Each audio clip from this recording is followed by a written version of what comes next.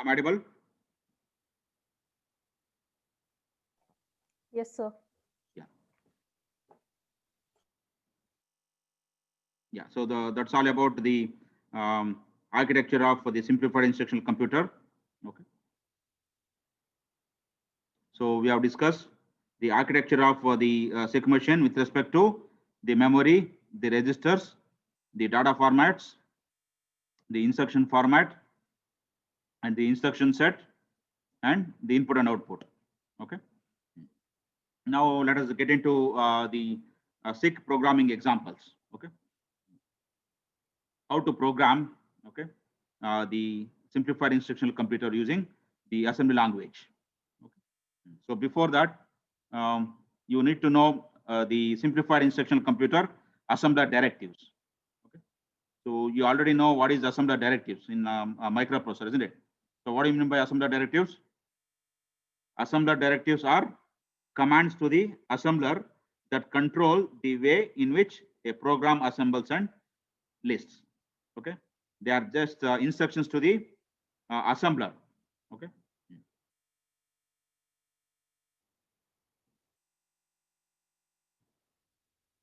And note that these assembler directives are not generated into the machine code. Okay, because they are simply commands. Okay, are instructions to the assembler. Okay. And what are the use of these SIG assembler directives here? The SIG assembler directives are used to generate numeric and character constant and used to reserve the data space. Example, data space for the variables, okay, or memory for the variables.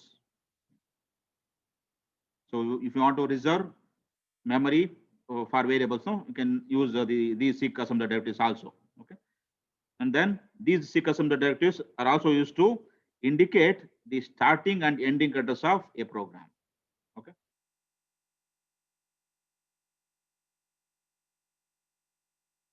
Which are those SIG assembler directives? Okay. So this table indicates the SIG assembler directives, okay, and their use. Okay. So first assembler directive is start. So note that uh, these assembler directives are written in uppercase.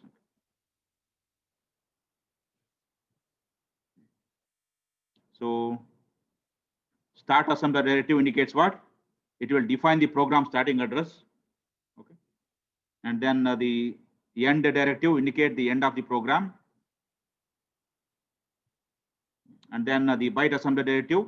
So it is used to generate a character or hexadecimal constant using the required number of bits. And the assembler directive word, this is used to generate one word integer constant. And the assembler directive RESB, RESB stands for reserve bytes. Okay, RESB stands for reserve bytes. Okay, so this is used to reserve bytes for a data area, say for example variable or any memory location. Okay, and then the next assembler directive RESW stands for reserve words. It is used to reserve words for a data area, that is for variable. Okay, so here are some few examples of how to use these assembler directives. Okay, so the first example, say for example, we want to declare a 11 byte string constant. Okay, then you need to know you want to declare and initialize a string constant. Okay, then you need to know which assembler directive you have to use. Okay, since you want to declare and initialize a 11 byte string constant, no, so which is the directive that is used to generate a character or hexadecimal constant? String is nothing but a sequence of character, isn't it? So then you have to use this byte assembler directive. Okay, because we want to declare and initialize a 11 byte string constant. Okay, so here is the example. Okay, the variable name is str1, say string 1. Okay, like in your microprocessor. Okay, variable name is str1.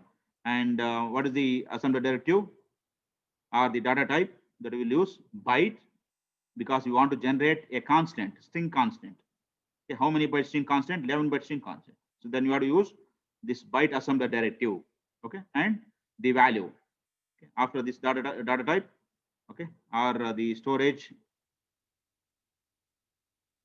type, we have the value. Okay, so initialize the value.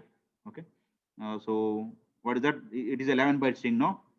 So the value is nothing but the test string. Okay, so if you count each character, no, it will comes to 11 byte. Okay, so 1 2 3 4 space 5 6 7 8 9 10 11. Okay, so it is 11 byte. Each character is 1 byte. Okay, and this C before the value indicates that it is a character constant. Okay, so whenever you use the byte assembly to initialize or generate a constant, no, okay, the value is always prefixed with the character C. Okay, and the value must be enclosed in single quote. Okay, because it is a string. Okay, so this is how declare and initialize a character or a string constant. Okay, using the byte assembly directive. Now str1 is a 11 byte string constant. Okay. Next, I want to reserve uh, memory space for 1 byte variable. Okay, the next example. Okay, so how do you do that? I want to reserve 1 byte variable. Okay, see which one, which assembler that you have to choose. RESB, because you want to reserve. Okay, we don't want to initialize, just we want to declare. That's all. We want to reserve. So then use reserve bytes. Okay, because we want to reserve byte variable. Okay, so then choose RESB. Okay, as assembler directive. Okay, so the variable name is C1. Okay, say character 1.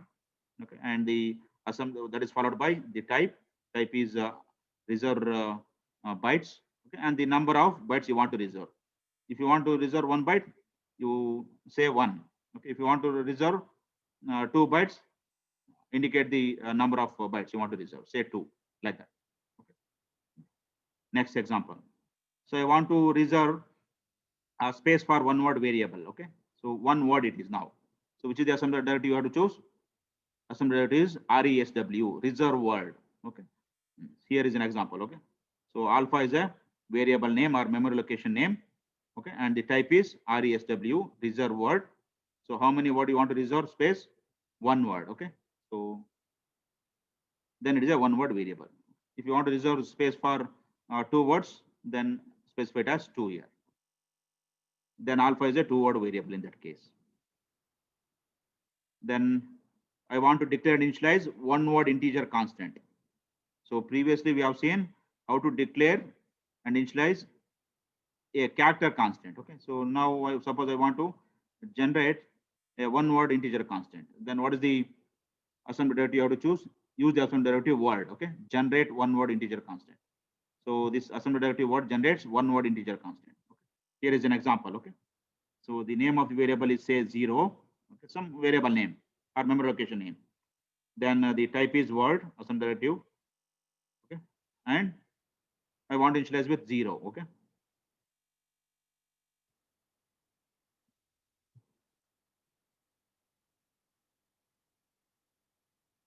Yeah. Now 0 is a, the variable 0 is a 1 word constant. Okay. So 0 is nothing but a value. Okay. So which is represented in 1 word. Okay, 0. Okay. 1 word means 24 bit. So 0 is a 1 word integer constant. Okay. This variable 0 is a 1 word integer constant, which is initialized with value 0. Okay. Any doubts here in the assembler directives? Any doubts? No, sir.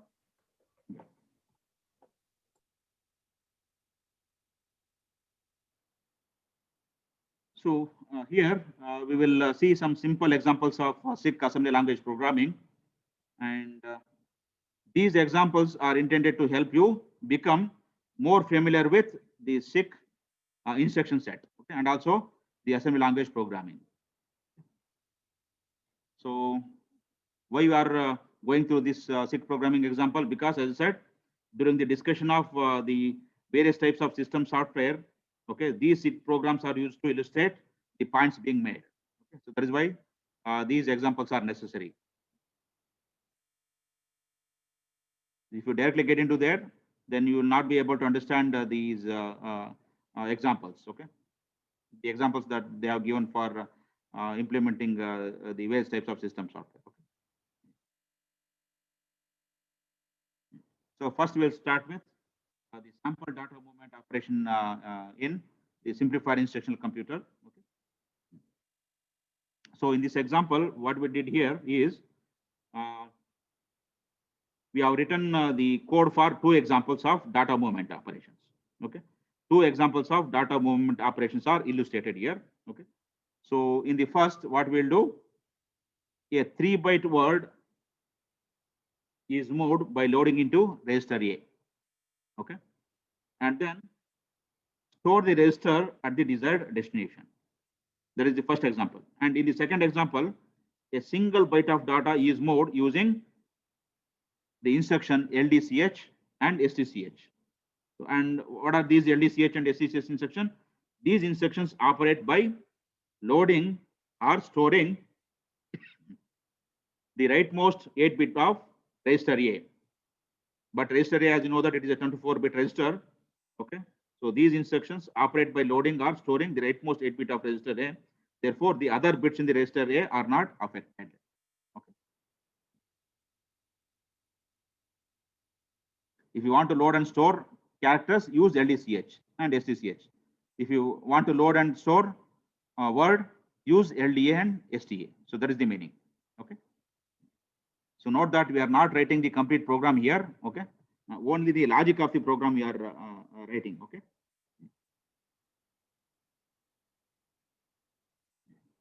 So first part, what I said is a 3-byte word is moved by loading into register A. Okay, so which is that instruction? I want to move a 3-byte word which is stored at some location in the memory into the accumulator. What is the instruction? LDA, load into accumulator. Okay, a 3-byte word. Okay, so where this 3-byte word is stored?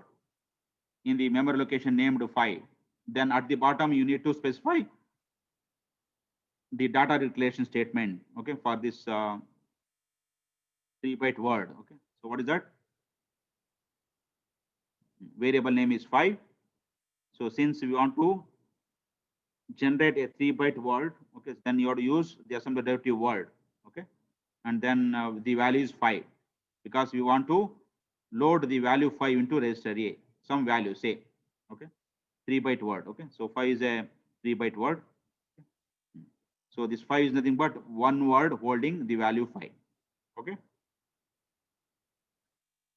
So using LDA instructions, we have moved a 3-byte word, okay, into register A. And then from register A, we want to move into the desired memory locations. Okay. Now what is that instruction we have to use? STA, store from accumulator into some desired destination, say alpha. Okay. Then what is alpha? Alpha is nothing but at the bottom you have to specify the declaration. Okay. So the variable name is alpha. Okay. And it is a one-word memory location. Okay. How do you reserve space for one-word location? One-word memory location. You have to use the assembly directive RESW, reserve word. So how many word variable it is? One word variable.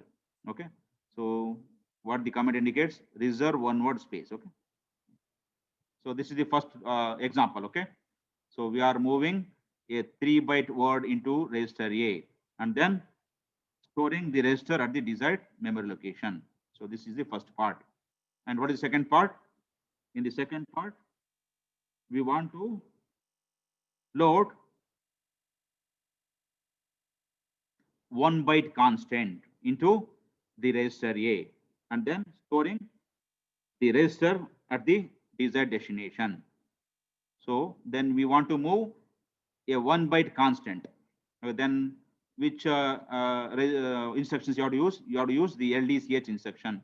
LDCH stands for load character and SCH stands for store character. Okay.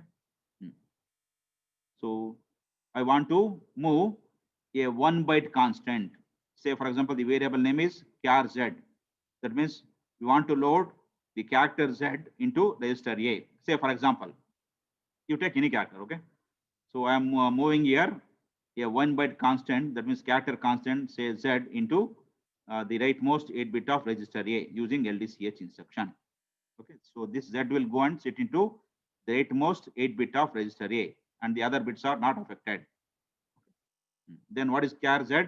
Char z is nothing but at the bottom you have to go and specify it. Okay, declare it. Okay, char z is nothing but a 1 byte constant. Okay, so how do you declare and initialize 1 byte constant? You have to use the assembly derivative byte. Okay, but because as I said, for character constant you use byte as assembly derivative. Okay, okay. So declare and initialize 1 byte constant. Okay, so what is the value of the character? It is nothing but z. Okay, enclosed in single quote. Okay, how do you indicate that it is a character constant?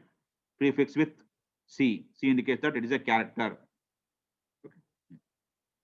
So now the character Z, which is in ASCII code, is loaded into the rightmost 8 bit of register A. So from register A, we want to store it in some 1 byte variable.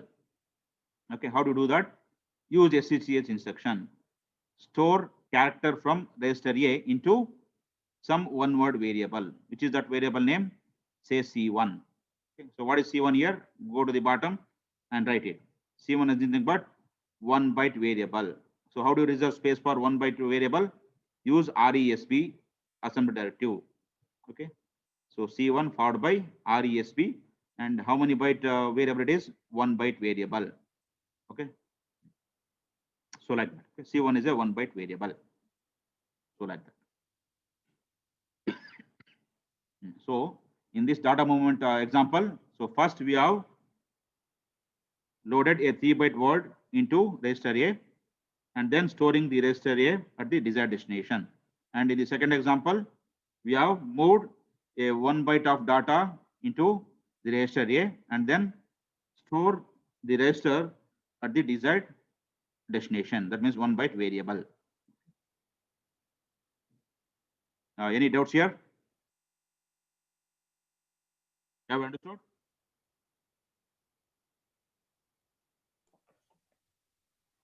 Any doubts, sir. students? No, sir. Are you getting now? If you have any doubts, please ask.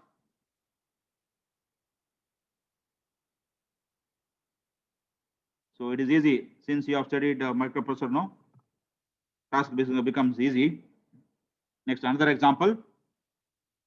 So that is an example of data movements. Now let us take an example of arithmetic operations on the standard version of SIC machine. So as I said, all arithmetic operations are performed using the register A, with result being left in register A only. Okay. So consider the example here. Okay. So in this example, what we are doing, we are writing a sequence of instructions for the simplified instruction computer to set what? Beta equals alpha plus INCR minus 1, and second example is delta equals gamma plus INCR minus 1. Basically, you want to perform some arithmetic operations. Okay. What are these alpha, beta, gamma, and delta? They are 1-word variables. Are you getting? Okay. That means in the first example, we want to add 1 word in the variable alpha with a 1 word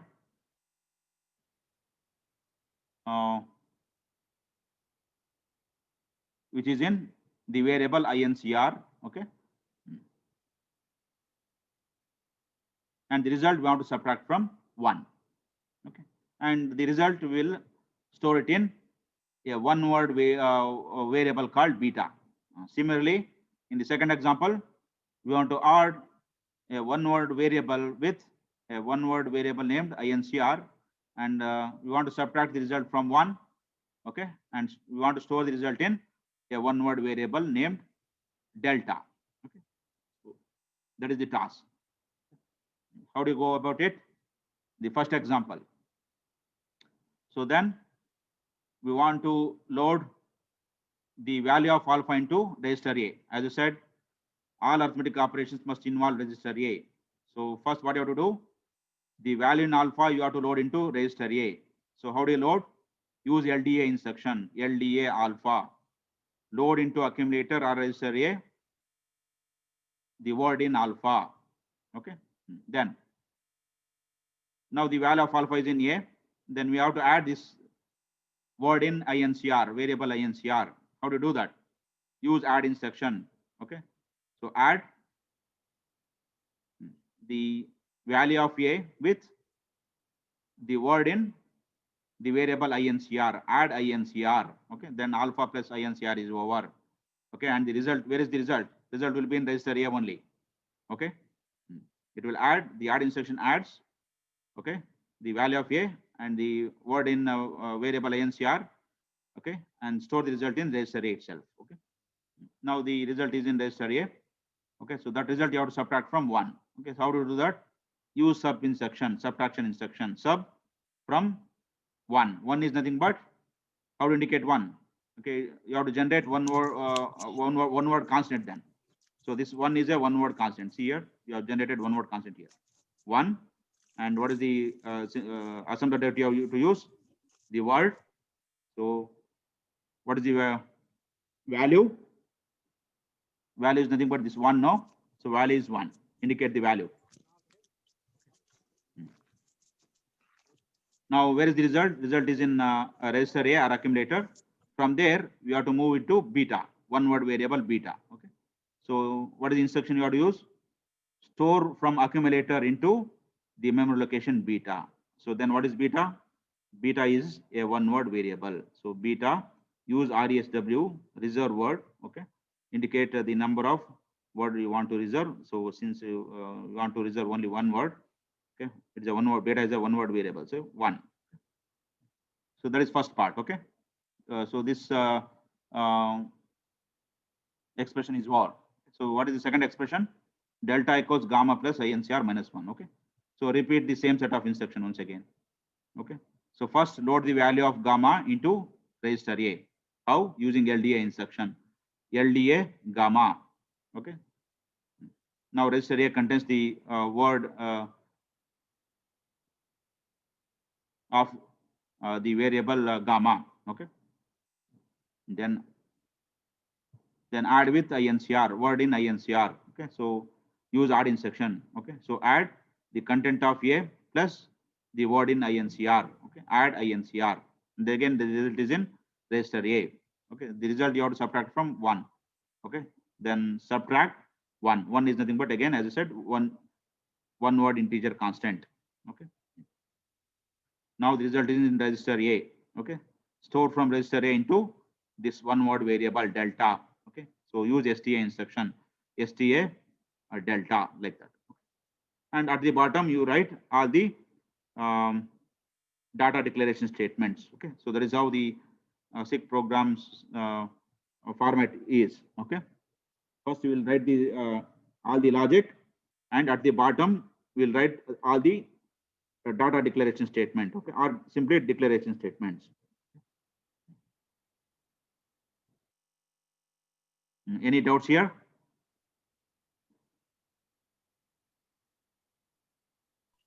No, sir. No, sir. Yeah. If there are any doubts, no doubts, then shall we stop today at this stage?